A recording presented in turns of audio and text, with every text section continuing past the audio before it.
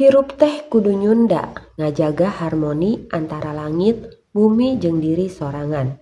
Sabab alam salawasna ngingetan, yen urang teh bagian tina kahirupan anu leuwih gede. Pernahkah Anda berpikir bahwa hidup kita bukan hanya tentang apa yang terlihat? Dalam filosofi Sunda, alam semesta terdiri dari 3 dimensi. Langit yang penuh misteri, dunia manusia yang dinamis, dan alam bawah yang penuh rahasia. Sunda Wiwitan adalah kepercayaan tradisional yang dianut oleh sebagian masyarakat Sunda, terutama oleh komunitas adat seperti suku Baduy di Banten. Sunda Wiwitan berasal dari kata Sunda yang merujuk pada etnis Sunda, dan Wiwitan yang berarti asal-usul atau permulaan. Ini adalah bentuk spiritualitas asli Nusantara yang berkembang jauh sebelum masuknya agama-agama besar seperti Hindu, Buddha, Islam, dan Kristen. Sunda Wiwitan berpusat pada kepercayaan kepada Sang Hyang Kersa yang dianggap sebagai Tuhan yang Maha Esa. Kepercayaan ini mengajarkan keharmonisan dengan alam, manusia, dan Sang Pencipta. Sang Hyang Kersa merupakan Tuhan yang Maha Esa dalam Sunda Wiwitan, tidak memiliki representasi fisik atau visual dan dipahami sebagai kekuatan yang mengatur alam semesta. Pikukuh atau aturan adat. Pikukuh adalah kumpulan aturan adat yang harus dipatuhi oleh pengikut Sunda Wiwitan, terutama oleh suku Baduy. Aturan ini meliputi pelarangan eksploitasi alam secara berlebihan, menjaga kesucian tempat tertentu, dan hidup sederhana. Tritangtu di Buana, yakni prinsip kosmologi Sunda Wiwitan yang menggambarkan keteraturan dunia melalui 3 elemen utama. Buana Nyungcung, Buana Larang, Buana Pancatengah. Mari kita bahas satu persatu. Buana Nyungcung atau alam atas atau langit. Buana Nyungcung melambangkan alam atas, yaitu langit atau dunia spiritual tertinggi. Kata Nyungcung berarti runcing, yang mengacu pada puncak atau tempat tertinggi. Tempat Sang Hyang Kersa atau Tuhan yang Maha Esa bersemayam, melambangkan kekuatan ilahi, kebijaksanaan, dan kesucian. Sumber dari segala keberadaan dan energi yang mengatur kehidupan di dunia. Buana Larang atau alam bawah atau dunia roh. Buana Larang adalah alam bawah atau dunia yang dihuni oleh roh-roh leluhur, makhluk gaib, dan kekuatan-kekuatan non-fisik. Larang dapat diartikan sebagai larangan atau sesuatu yang harus dihormati karena bersifat sakral, mengingatkan manusia akan adanya kehidupan lain di luar dunia fisik. Tempat penyimpanan energi yang berpengaruh pada kehidupan manusia. Buana Pancatengah atau alam manusia. Buana Pancatengah adalah alam dunia atau tempat tinggal manusia yang terletak di antara Buana Nyungcung atau langit dan Buana Larang atau alam bawah. Panca berarti 5, merujuk pada 5 unsur kehidupan. Tanah, udara, api, angin, dan ruang. Melambangkan tempat di mana manusia menjalani kehidupan, bekerja, dan berusaha mencapai harmoni. Manusia berada di posisi tengah sebagai penjaga keseimbangan antara alam atas dan alam bawah. 3 dimensi ini tidak berdiri sendiri, tetapi saling terkait dalam sistem yang harmonis. Buana Nyungcung memberikan energi dan bimbingan spiritual. Buana Larang mengingatkan manusia tentang hubungan dengan dunia roh dan leluhur. Buana Pancatengah menjadi tempat manusia mengelola hubungan antara alam atas dan alam bawah dengan menjaga keseimbangan. Tritangtu di Buana mencerminkan pandangan hidup Sunda yang menekankan pentingnya keharmonisan antara manusia, alam, dan Sang Pencipta. Konsep ini juga mengajarkan tanggung jawab manusia untuk menjaga keseimbangan di dalam kehidupan.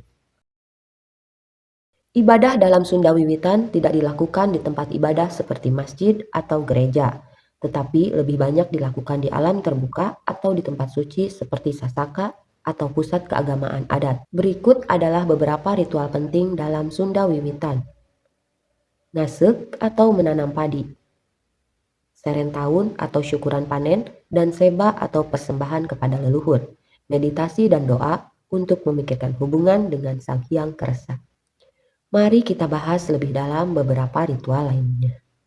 Serentahun dan hajat bumi adalah 2 ritual penting dalam Sunda Wiwitan yang mencerminkan hubungan erat antara manusia dengan alam. Kedua ritual ini tidak hanya memiliki makna religius, tetapi juga berfungsi sebagai sarana untuk memperkuat solidaritas sosial dan menjaga kelestarian budaya.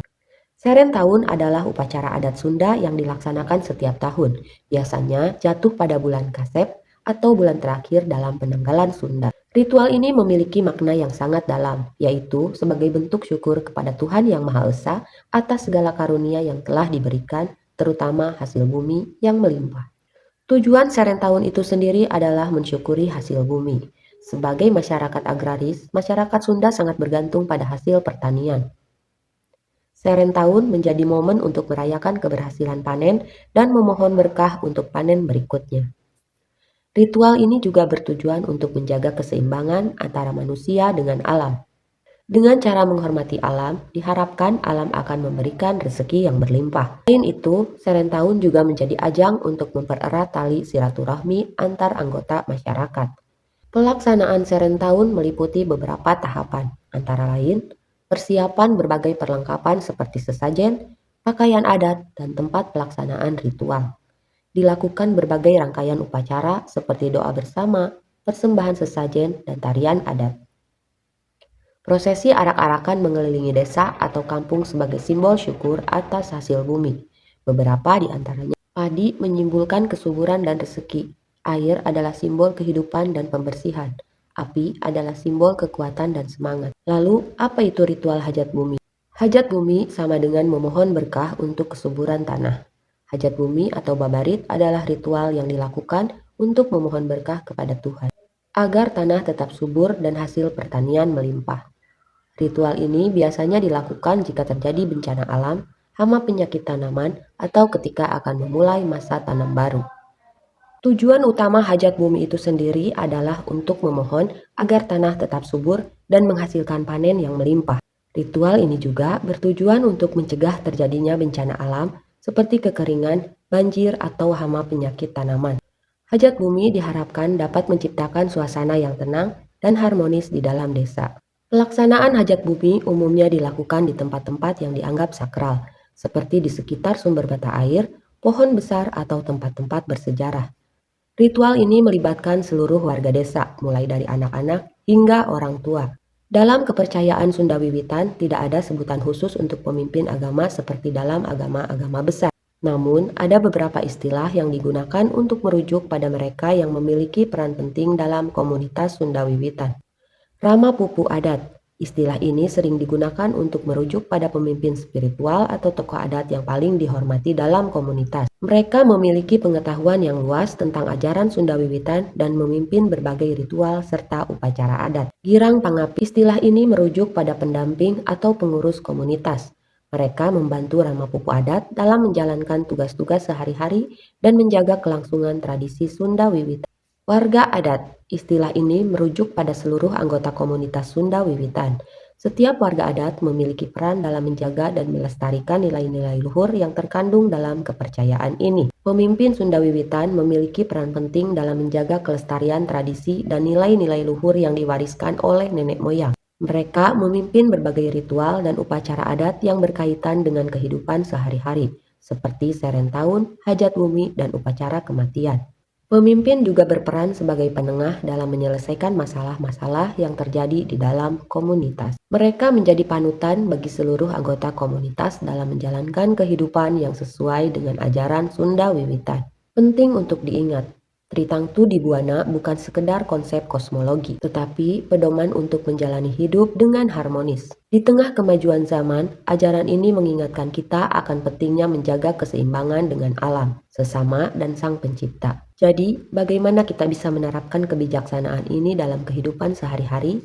Pilihan ada di tangan kita.